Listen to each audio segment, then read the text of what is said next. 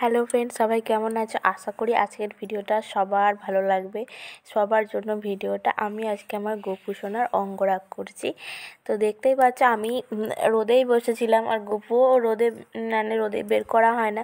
ভাবলাম গোপুকেও একটু রোদে নিয়ে বেরোই।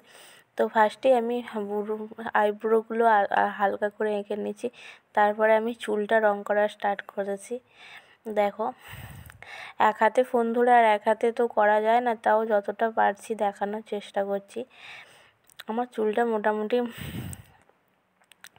রং করতে বেশি টাইম লাগেনি, কিন্তু হ্যাঁ, রং করতে আমার ভালোই টাইম লেগেছে। বেশি টাইম লাগেনি সেটা নয়, মোটামুটি 1-1.5 ঘন্টা কি 2-3 ঘন্টা আমার টাইম লেগেছে পুরো ফুল লুকটা কমপ্লিট করতে। তো দেখতে থাকো, আশা করি সবার ভালো লাগবে অঙ্গরাগটা।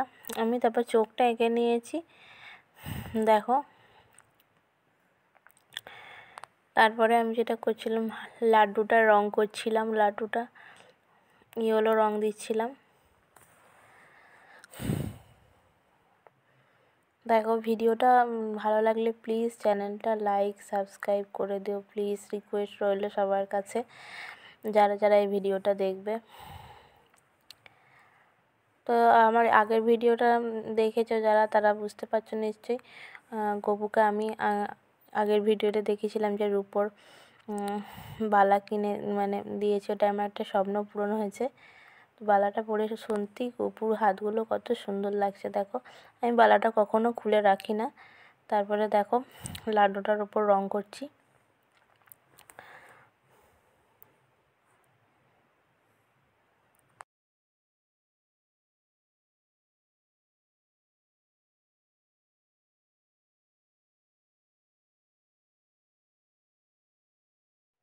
তো দেখো, ফাইনাল লুক সবার কাছে চলে এসেছে। বলো আমার গপু সোনাকে কেমন লাগছে?